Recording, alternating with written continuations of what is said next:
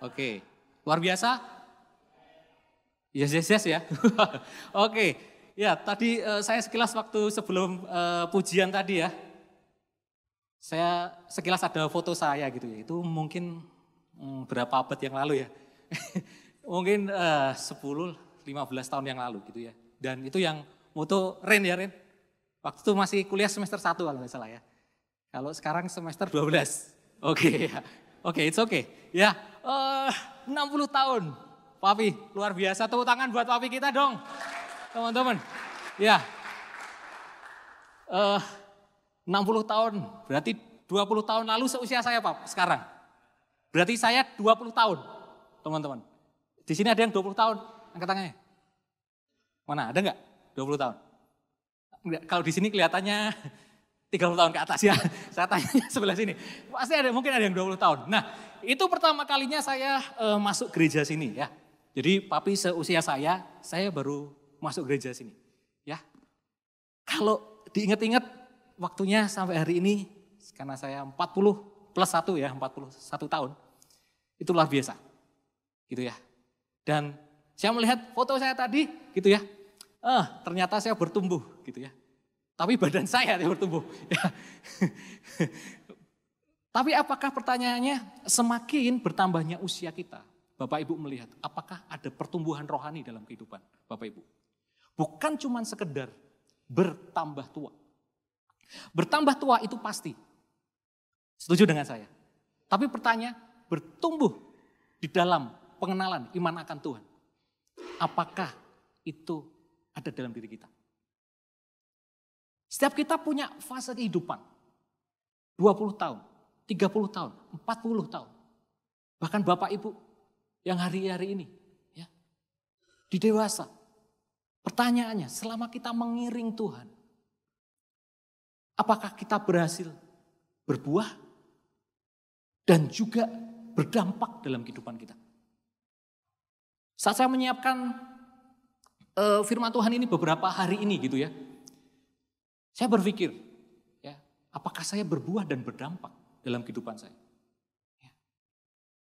Bahkan rekan-rekan di tengah-tengah kesibukan saya gitu ya, saya masih mikirin kuliah lagi. Saya doakan setahun lagi lulus gitu ya, magister saya gitu ya.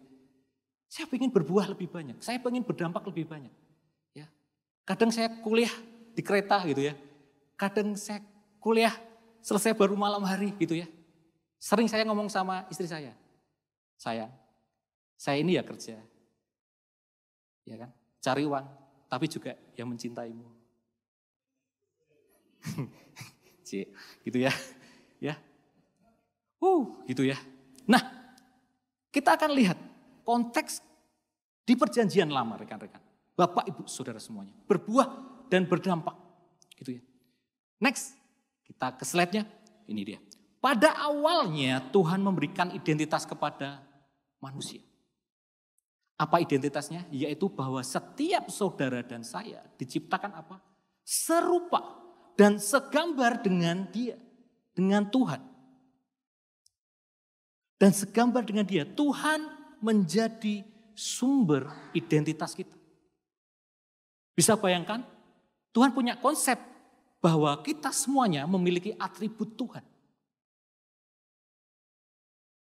Itu ditulis di Kejadian. Kejadian 1 ayat 26 sampai 28. Bilang seperti ini Bapak Ibu.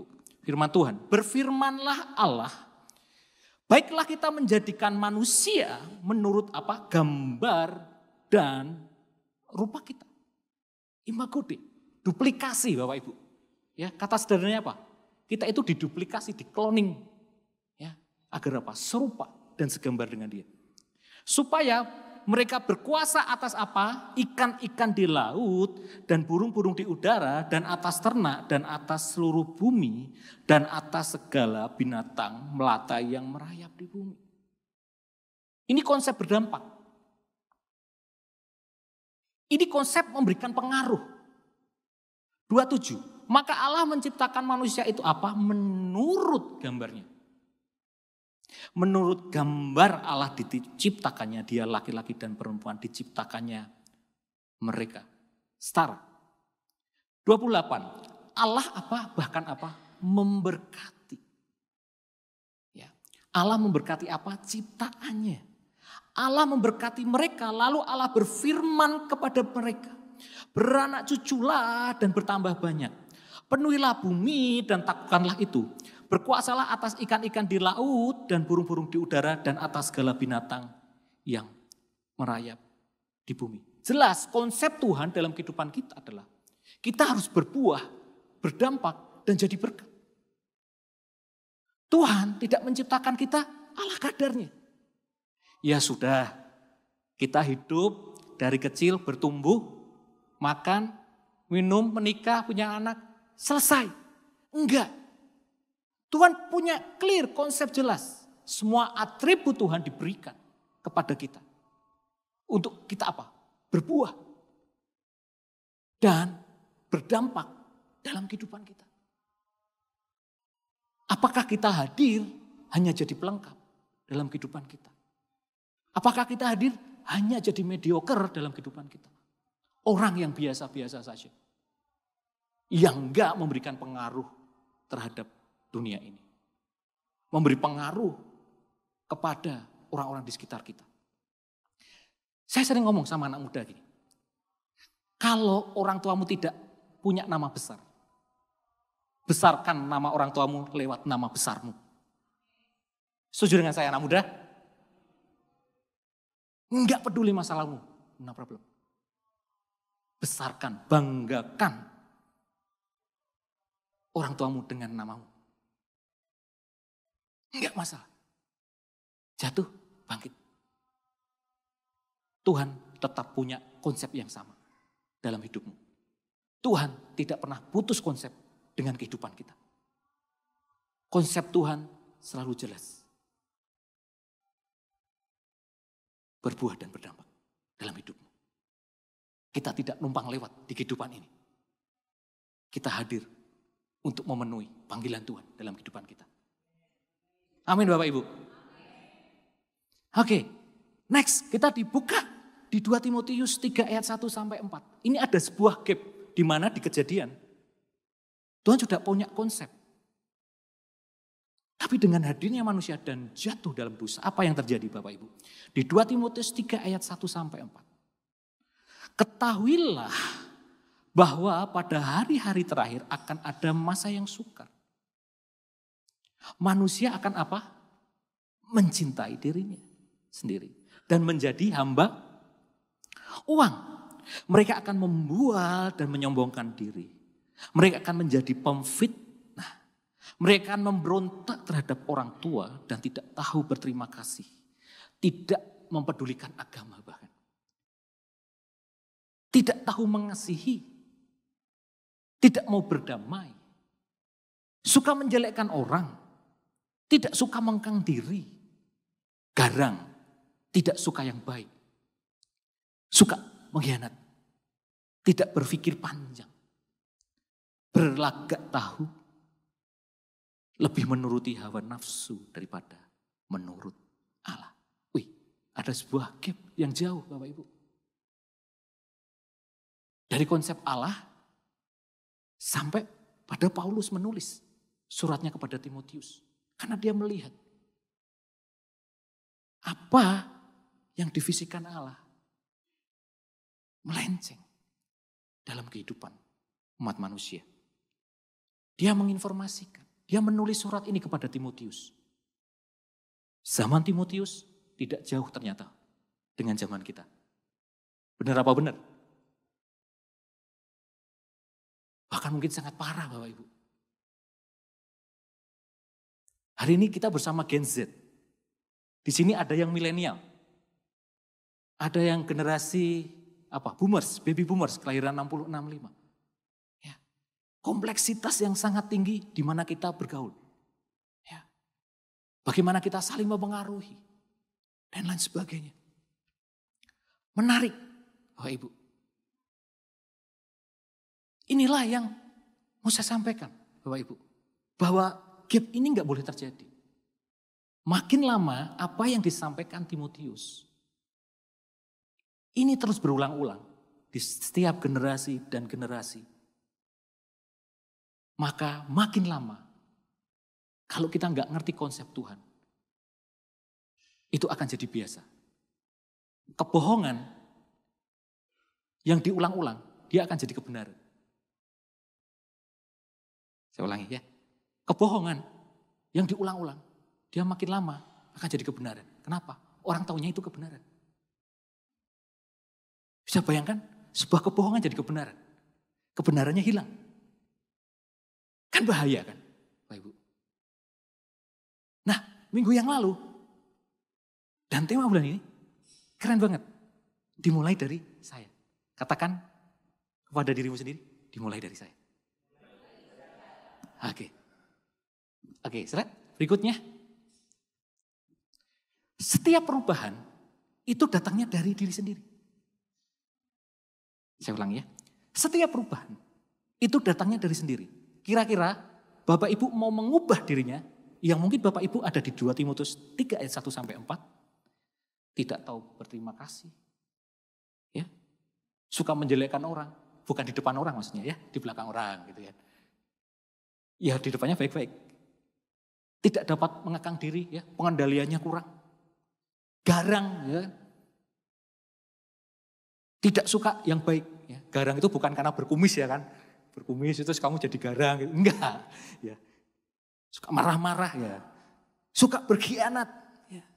Kira-kira perubahan dalam diri kita, kalau kita berbicara diri kita, itu datangnya dari mana? Pendeta. Kalau aku tuh sudah didoakan papi, aku tuh lega. Itu baru di titik lega teman-teman. Bapak Ibu, rekan-rekan semuanya. Pertanyaannya ada perubahan enggak? Kan gitu. Ya kalau orang semuanya didoakan ya mesti lega ya kan. Dengan hal yang baik atas kita kok. Tapi pertanyaannya setelah didoakan, kita berubah enggak? Jadi jauh lebih baik enggak? Ada buah-buah yang muncul enggak Bapak Ibu? Bapak Ibu bergereja 10 tahun yang lalu sampai hari ini. Berubah enggak dalam hidupnya?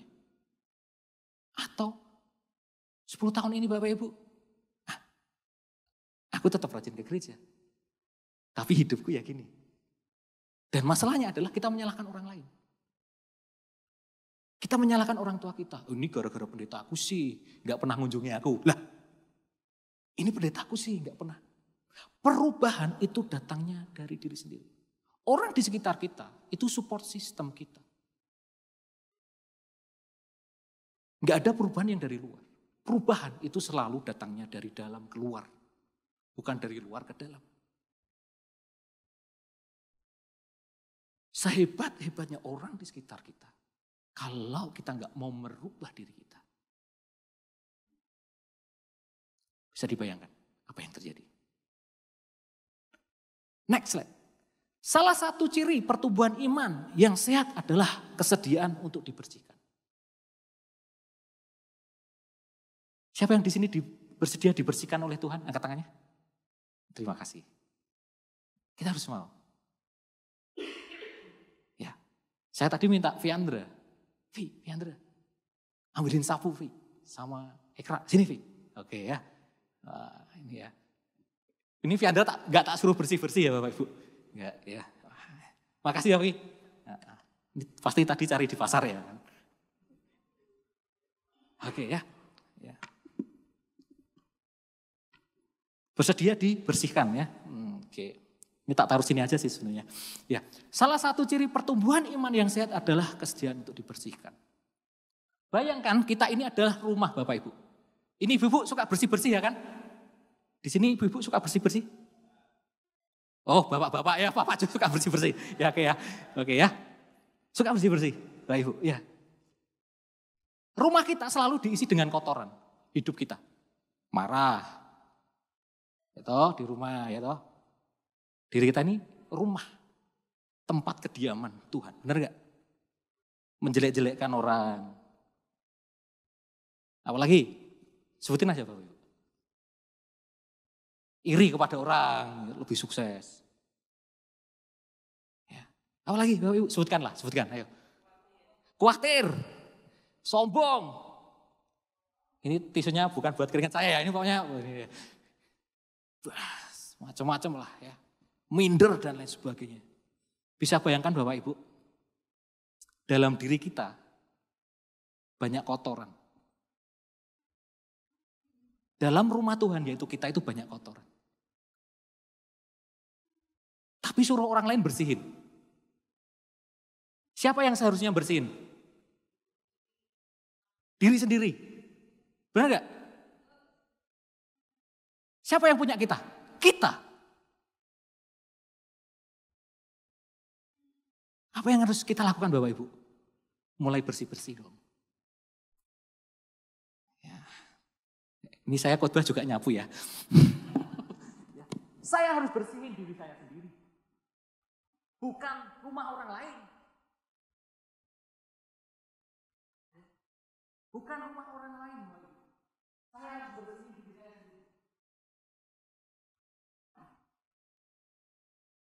Seringkali kita peduli dengan apa? Rumahnya orang lain. Bersihnya apa? Mintanya orang lain. Padahal kita yang harus dibersihkan. Mulai siapa? Diri sendiri. Bersihkan rumah Bapak Ibu. Start with me. Dimulai dari saya. Mau bertumbuh dan berbuah. Berdampak. Dimulai dari diri sendiri. Bersihkan rumahmu.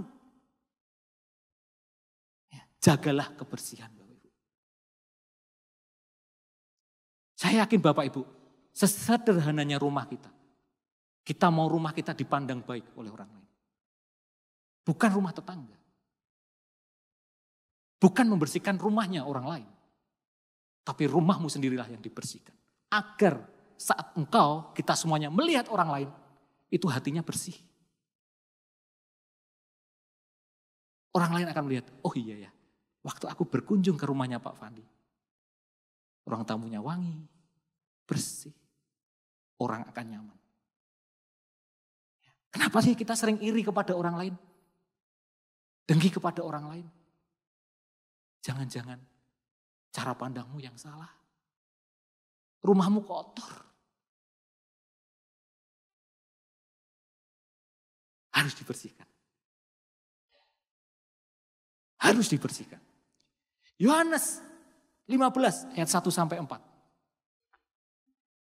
Akulah pokok anggur yang benar dan Bapakkulah pengusahanya.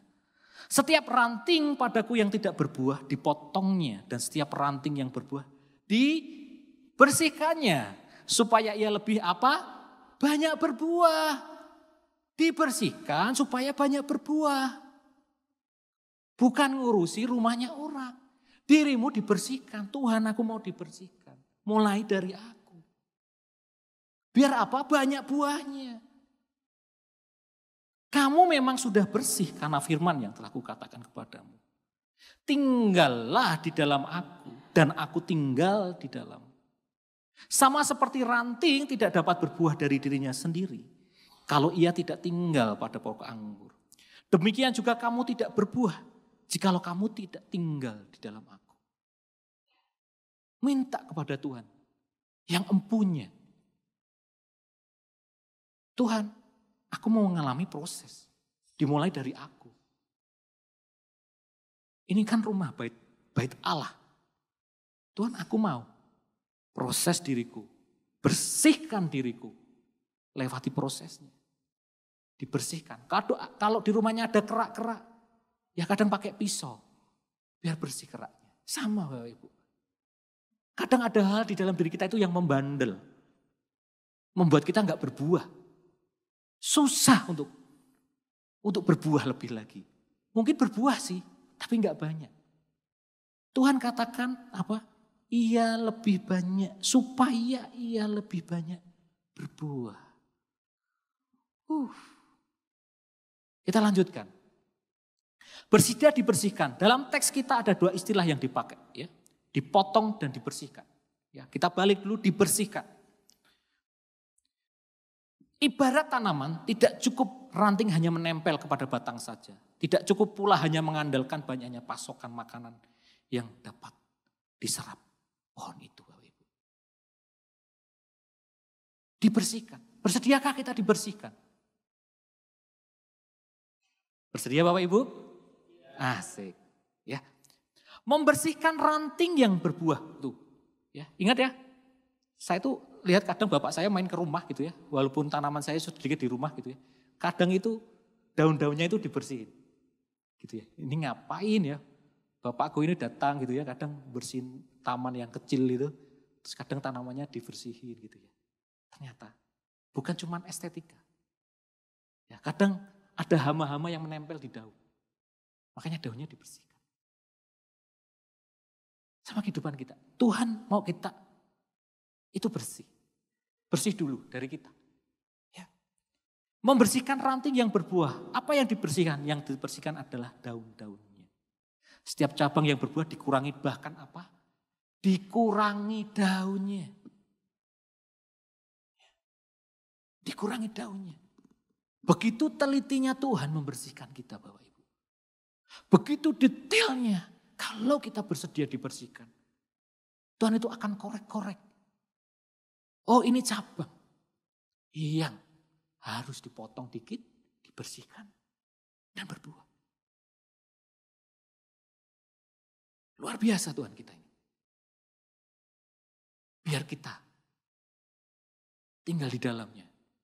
Dan dia tinggal di dalam kita. Supaya kita berbuah lebat. Untuk mendapatkan sesuatu yang bernilai harus berkorban. Tidak ada yang mudah.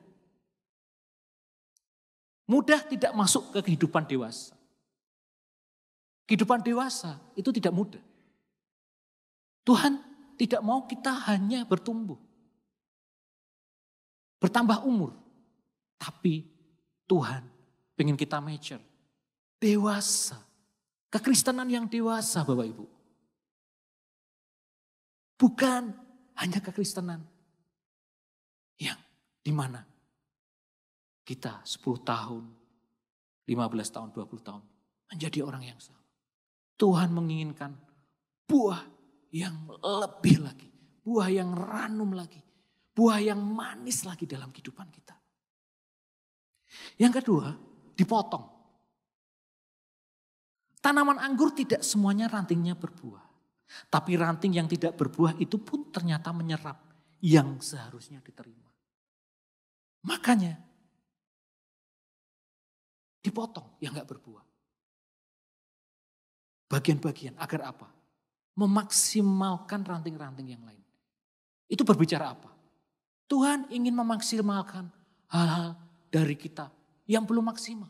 Mungkin setahun yang lalu belum maksimal, bisa jadi. Hal yang belum Bapak Ibu raih, bisa jadi. Tuhan pengen itu dipotong sedemikian rupa. Agar apa? Buah lebat. Dan kita nikmati. Sakit tapi perlu. Memang proses pembersihan itu sendiri tidaklah mudah. Bahkan mungkin menyakitkan. Karena kita harus mengalami apa? Pemotongan ranting. Atau pemangkasan daun. Yang bisa menghambat kita menghasilkan buah. Mungkin hari ini sebenarnya ibu-ibu, bapak-bapak sedang berbuah. Tapi karena terhambat nggak jadi. Bampet. Buahnya nggak jadi ranum. Kita berpikir, kok Tuhan gak memberkati aku? Kok aku gak berbuah? Ternyata ada mungkin masa lalu. Mungkin ada masalah. Atau hal-hal yang di luar kendali kita. Yang butuh dipotong Tuhan. Sakit tapi perlu. Hal itu adalah harga yang harus dibayar oleh setiap kita. Supaya kita tetap dapat menghasilkan buah-buah yang lebat dan manis. Yang dapat dinikmati oleh banyak orang. Pemusik saya undang untuk bangkit berdiri. Galatia 5 ayat 22 sampai 23. Tetapi buah roh ialah kasih, sukacita, damai sejahtera, kesabaran, kemurahan, kebaikan, kesetiaan, kelemah lembutan, penguasaan diri, Tidak ada hukum yang menentang hal-hal itu. Mari kita siap, Bapak Ibu. Siap. Tuhan berkata, aku mau bersihkan dirimu. Aku mau potong dahan yang membuat kamu gak bisa berbuah. Yuk mulai bersih-bersih yuk diri kita yuk. Yuk mulai jagalah kebersihan yuk diri kita yuk. Agar kita maksimal. Agar potensi yang terpendam itu tidak terkubur. Hal yang gak maksimal, Tuhan lebih maksimalkan lagi dalam kehidupan kita. Tidak ada kata terlambat. Tuhan selalu menginginkan kita. Tuhan selalu rindu kita, Bapak Ibu. Tuhan hadir dalam kehidupan kita. Mari kita bersama-sama berbuah dan berdampak. Dan dampaknya itu nyata. Dinikmati. Bukan rumahnya tetangga. Ingat ya tadi, rumah kita. Rumah kita. Kita. Mulai dari kita. Karena kitalah yang menikmatinya. Saat rumah kita bersih, bukan tetangga kita. Tuhan baik buat setiap kita. Saya undang untuk bangkit berdiri Bapak Ibu. Untuk merenungkan firman Tuhan.